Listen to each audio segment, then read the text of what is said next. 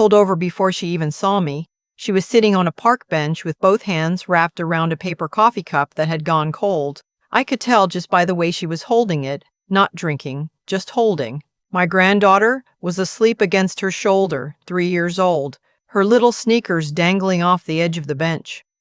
2 rolling suitcases stood behind them like sentinels. A trash bag, the black plastic kind, sat knotted at her feet. I sat in my car for a moment before I got out. 62 years I've been on this earth, and I've learned that some moments ask you to be still before you act. So I was still.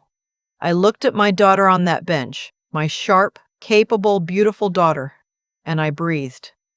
Then I got out of the car. She looked up when she heard my shoes on the path. Her eyes went red immediately, the way they did when she was 9 and she'd fallen off her bicycle and was trying very hard not to cry in front of the neighbors. "Mom." That was all she said. "Get your bag," I told her, "and wake her up gently." She didn't ask questions. That's the thing about daughters who know their mothers. She didn't ask a single question. She just nudged my granddaughter softly and said, "Baby, Grandma's here." And my granddaughter lifted her head, blinked twice, and reached her arms out toward me like it was the most natural thing in the world. I took her. I buckled her into the car seat I still keep in my back seat, the one my daughter always teases me about keeping. I didn't say anything about that. We drove to my house in silence for the first 10 minutes. My granddaughter fell back asleep. My daughter stared out the passenger window with her hands flat on her thighs. Finally, she said, "He told me to be out by 8. And what time did you leave?" 7:55. I nodded. "He fired me, Mom, from the company. He said I was a liability, that I brought instability to the family's professional reputation." She laughed, but it wasn't funny. It was the kind of laugh that comes out when nothing else will. I've worked there for 4 years. I built their client retention program from nothing. Their renewal rate went from 53% to 89% in 3 years. A liability. I kept my eyes on the road. "And Brendan?" I asked. A long pause. He didn't stop him. That was all I needed to know. His name was Brendan, my son-in-law, 37 years old, 3rd-generation money, the kind of man who wore his family name like a piece of armor and assumed the world would simply organize itself around him. He had been polite to me, always. Courteous in that practiced way that tells you nothing real about a person. His father was a different story. My daughter had married into the Aldridge family 4 years ago. Small ceremony which I'd supported. Brendan's father, I'll call him what my daughter called him, the man she thought was her family, had sat across from me at the rehearsal dinner and spent 45 minutes talking about the Aldridge Company, Aldridge Capital Advisors, as though it were a living organism he personally breathed into existence. He had not asked me a single question about myself. I had noted that. What the Aldridge family did not know, what Brendan did not know, what his father certainly did not know, was that I was not simply a retired school teacher living quietly in the suburbs of Charlotte. I had been a teacher. That part was true. For 11 years, I taught high school economics, and I loved every minute of it. But when my mother passed and left me a piece of land in Mecklenburg County, I made a decision that I told almost no one about. I sold our family home in Virginia, took everything I had, and I invested it. Quietly, carefully.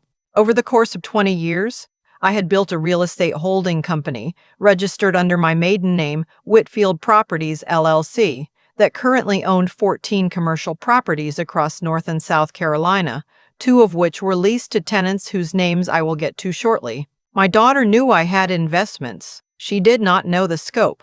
I had kept it that way deliberately. Not out of secrecy, out of protection. I'd watched too many women in my generation have their assets questioned, managed, redirected by the men in their lives. I wanted my daughter to love Brendan for Brendan. I wanted her to stand on her own feet first. She had. And then he'd let his father knock her down. We got home. I made eggs.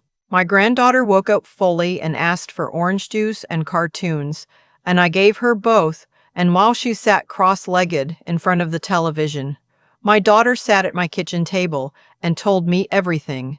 It had started 8 months ago. Brendan's father had begun making comments at family dinners, small ones at first, about how my daughter's background was different, how her priorities seemed misaligned with the family's long-term vision. Once he'd said in front of 4 people that my daughter was a lovely woman, but that he sometimes wondered if she fully understood what it meant to be part of an Aldridge enterprise. She had smiled and said nothing. She'd told Brendan. He'd said his father was old-fashioned, that he didn't mean anything by it, that she should try not to take it personally. Then the performance reviews started. My daughter managed a team of 11 people at Aldridge Capital. Her numbers were strong, but suddenly there were meetings she wasn't invited to, clients she was being quietly removed from, emails she was CC'd on late or not at all. She started working 12-hour days to compensate. She picked up my granddaughter from preschool at 6:30 instead of 5. She stopped sleeping well. 3 weeks ago, Brendan's father called her into his office and told her that he'd decided to restructure her department. Her role was being eliminated. He offered her a severance package, 8 weeks, which was a full 12 weeks less than her contract stipulated, and suggested that perhaps this was for the best, given everything. She signed nothing. She came home and told Brendan that night. He held her hand. He said he'd talked to his father. 2 days later, Brendan's father appeared at their front door. Their front door, the house Brendan owned but that she had decorated, cleaned, organized, and made into a home for their daughter, and told her she had 1 week to vacate. Because he had decided Brendan needed space to process and he would be staying elsewhere for a while. When she looked at Brendan, he was looking at the floor. I sat with all of that for a moment, then I got up, refilled my coffee, and sat back down. "Did you sign the severance paperwork?" I asked. "No." "Good. Don't." "Mom, I need that money. I have maybe 3 months of savings and You're staying here," I said. "As long as you need. That's not a question, so don't make it one." She looked at her hands. "I feel so stupid." "You're not stupid," I said. "You trusted your husband, and he was weak. That's his failure, not yours." She looked up at me. "What are you going to do?" she asked. Not what are we going to do? What are you going to do? She knew me well enough to ask it that way. I took a sip of my coffee. "I'm going to make a phone call," I said. Her brow furrowed slightly, but she didn't ask more. The phone call I made that evening was to my attorney, a woman named Patricia, who had been handling my business interests for 14 years and who had the unflappable energy of someone who has seen absolutely everything. I told her what had happened. I told her what I needed. She was quiet for a moment, and then she said, "You know Aldridge Capital's headquarters is in the Meridian building on Tryon Street." "I'm aware. You own 40% of that building." "I'm aware of that, too." I heard her exhale slowly. "Their lease is up for renewal in 4 months." "I know." "Okay," she said in the tone of someone settling in. "Let me pull everything. I want to be clear about something because I've thought about it a great deal since. What I did next was not about revenge in the petty sense of the word. It was not about hurting Brendan's father because he'd hurt my daughter. It was not personal vanity. It was about consequences. Real ones. The kind that men like Brendan's father never experience, because they spend their whole lives surrounded by people who absorb the consequences for them. Over the next 2 weeks, Patricia and I did 3 things. First, we reviewed my daughter's employment contract in full. What Patricia found was significant. Brendan's father had violated 4 specific clauses, including her guaranteed severance terms, her non-disparagement protections, and a non-retaliation clause she had negotiated when she joined. He had also, Patricia discovered through document requests, sent an internal email to 2 other executives describing my daughter as a cultural mismatch and suggesting they quietly manage her out. That email was going to be a problem for him. Second, we engaged an employment attorney on my daughter's behalf, a specialist, the best one Patricia knew, and filed a formal complaint with the EEOC, not to make noise, to establish a record. Third, Patricia sent a quiet notice to Aldridge Capital Advisors property management contact, informing them that Whitfield Properties LLC would not be renewing their commercial lease at current terms, and that any renewal would require renegotiation at market rate, which, given the current commercial real estate climate in Charlotte, was approximately 31% higher than what they were currently paying. The letter was professional, polite, completely legally appropriate. I am told that Brendan's father went pale when he read it. He did not know, of course, that Whitfield Properties had anything to do with me. Not yet. That came later. It came at the negotiation meeting. Patricia had requested a face-to-face meeting to discuss the lease terms. Brendan's father attended personally, which told me everything I needed to know about how seriously he was taking it. He brought two people with him, his CFO and his real estate attorney. I attended with Patricia. I wore a simple charcoal blazer and the pearl earrings my mother left me. I did not dress to impress him. I dressed to remind myself who I was. He walked into the conference room and stopped. For a moment he just stood there, his face doing something complicated. Then he recovered, the way men like him always do, and he smiled, the specific smile of a man recalculating rapidly.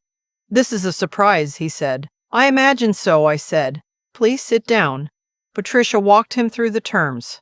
Current lease, market rate adjustment, updated clauses including a new code of conduct provision for commercial tenants, standard, she explained evenly, for all Whitfield Properties renewals going forward. He asked several questions, each one sharper than the last. His attorney interjected twice. Patricia answered everything, without raising her voice by even a fraction. At the end, he looked at me directly. "You should have told us who you were from the beginning." I looked back at him. "You didn't ask." He sat with that for a moment. "I want to discuss this separately from the lease matter," he said. "There are family considerations." "There are," I agreed. "I suggest you begin with your son." He blinked. "My daughter's employment contract was violated in 4 documented ways," I said. "She has filed a complaint, and her attorney informs me it is a strong one. Separately, she is owed 20 weeks of severance per the terms she negotiated in writing. And separately from both of those things, she is a mother to your granddaughter, and your son made a choice." I folded my hands on the table. "I'd like all 3 of those matters to be resolved. The lease is a business matter. I keep them separate. But I want you to understand clearly that I am fully capable of conducting business without personal feeling. I own property in this city. I intend to continue owning it, and I am not in a hurry." The silence that followed lasted a long time. His CFO looked at his hands. The real estate attorney wrote something on his legal pad. Brendan's father looked at me for what felt like a full minute, and then something shifted in his face. Not defeat exactly. More like recognition. The recognition of a man who has met someone he underestimated and knows it. "I'll need a few days," he said. "Of course," I said. "Patricia will be in touch." I drove home and found my daughter in the kitchen helping my granddaughter do a puzzle on the kitchen floor. They were both in their pajamas. The television was off. My granddaughter had her tongue stuck out slightly in concentration, the way she does, and was very carefully fitting a blue puzzle piece into the corner of a sky. I stood in the doorway and watched them for a moment. My daughter looked up. I nodded once. She exhaled, and I watched 3 months of held breath leave her body. Her shoulders dropped. She looked down at the puzzle and blinked several times and said, very quietly, to the top of my granddaughter's head, "Okay, baby, Grandma's got it." The resolution came in stages, the way real resolutions always do. Brendan's father agreed to honor the full severance, 20 weeks, and to a private settlement on the employment complaint that my daughter's attorney called more than fair. The terms included a formal written apology, which I know sounds small, but which was not small. My daughter told me she read it 3 times. Brendan came to my house 2 weeks after the meeting. He stood on my front porch and asked if he could come in. I considered that for a moment. I let him in. He sat at my kitchen table, the same table where his wife had sat 4 months earlier holding a cold cup of coffee, and he said he didn't know how to explain what had happened, that he'd let fear make decisions for him, that he'd been afraid of his father his whole life in a way he hadn't fully understood until it cost him everything. I listened. I didn't make it easier for him, but I listened. "That's between you and your wife," I told him when he was done. "I have no vote in that. But I want you to understand something. My daughter is not a liability. She is not a mismatch. She is not a woman who needs to be managed." I looked at him steadily. "She is the most competent person I have ever known. And she learned that from decades of watching what competence actually looks like." I paused. "The question is whether you're going to spend the rest of your life being worthy of her." I can't answer that, but I'd suggest you take it seriously. He nodded. He looked like he meant it. What happened after that was between the two of them, and it is not my story to tell in detail. I'll say only that it moved slowly, the way trust always moves when it has been broken. Carefully, in small steps, with a great deal of listening. My daughter is not someone who forgives easily or unwisely. I raised her to know the difference between forgiveness and forgetting, and she knows it. My granddaughter turned 4 in the spring. We had a birthday party in my backyard with a yellow cake and too many balloons, and the afternoon light came through the oak trees in long gold stripes across the grass. My daughter stood beside me at the edge of the yard, watching her daughter chase a balloon that had gotten loose, laughing at nothing the way 4-year-olds do. I didn't know about any of it, she said. The properties. Everything. I know. Why didn't you tell me? I thought about how to answer that honestly. Because I wanted you to build your own life without a safety net making you careless, I said. I never wanted you to hold back from trusting someone because you knew Mama was watching. I looked at her. You didn't do anything wrong. You trusted and you loved and you worked hard. The net was always there. You just didn't need to see it. She was quiet for a moment. Then she said, "That's either very wise or very stubborn." "Probably both," I said. She laughed. Really laughed, the way I hadn't heard since before all of this. The way she used to laugh when she was in her 20s and everything felt possible. I stored that sound away in the place I keep the things I want to hold on to. My granddaughter caught the balloon and held it up triumphantly above her head, turning in a circle in the grass, and the afternoon light caught her face, and she looked so much like her mother at that age that my chest ached with it. There are things you know when you've lived long enough. You know that men who mistake silence for ignorance will eventually learn the difference. You know that the ground under a family is not always what it appears to be. You know that protection looks different at different stages. Sometimes it looks like being present, and sometimes it looks like being invisible, and sometimes it looks like a phone call and a lease renewal letter sent through proper legal channels on a Tuesday afternoon. You know that a child watching her mother rebuild is absorbing something she'll carry her whole life. Something about what strength actually looks like. What it looks like to take a hit and not become bitter. What it looks like to have someone in your corner who believed in you long before you needed them. I didn't rescue my daughter. She didn't need rescuing. What I did was make sure that the consequences fell where they belonged, instead of where they'd been aimed. That's the job.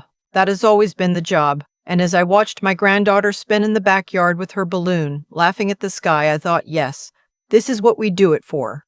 All of it. Every quiet decision. Every piece of land held carefully. Every document filed. Every year of patience. For this,